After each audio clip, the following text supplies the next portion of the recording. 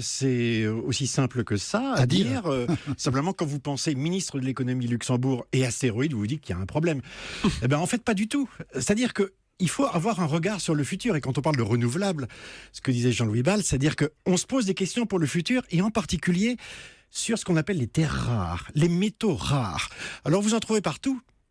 Vous trouvez du platine, vous trouvez du palladium, du nickel, etc., qui sont aujourd'hui absolument fondamentaux pour nos technologies, mais qui sont en voie d'épuisement.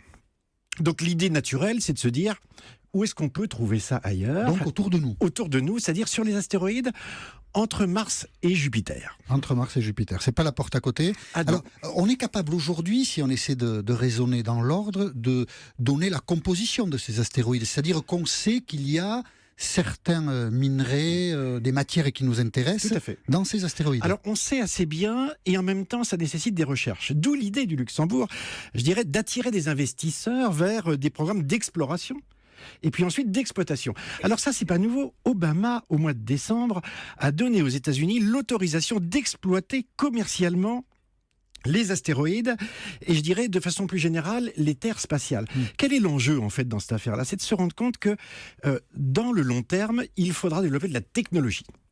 Et ce que dit Jean-Jacques Dordain, qui est l'ancien directeur général de l'ESA, Agence spatiale européenne, qui est le conseiller au Luxembourg de cette affaire-là, il dit, mais en fait, c'est le même problème quand on veut aller sous la mer, à 10 km de profondeur, et qu'on veut faire des sondages, qu'on veut utiliser les ressources marines. C'est les mêmes technologies, c'est pas plus compliqué. C'est pas plus difficile d'aller dans l'espace, gratter un astéroïde, voir ce qu'il y a. Les technologies existent. En termes de budget, aller faire des sondages pour aller voir s'il y a des puits, enfin s'il y a des réserves sous la mer, c'est entre 10 et 20 milliards de dollars par site. Donc c'est pas totalement aberrant, mais il y a un petit mais derrière ça, c'est-à-dire que effectivement, il faut d'abord faire scanner tous les astéroïdes, savoir ce qu'ils sont, quelle est leur composition, etc.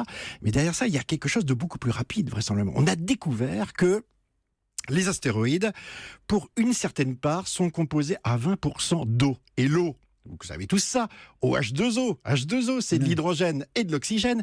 Et l'hydrogène et l'oxygène, c'est le comburant des fusées, des satellites. Et vous imaginez une sorte de garage, en tout cas une pompe des stations-service de l'espace. Automatique, qui réussit à faire fondre la glace, à transformer l'eau en hydrogène et oxygène. Tout ça, tout bien. On a fait un calcul économique et on trouve que ça divise pratiquement la facture par 2.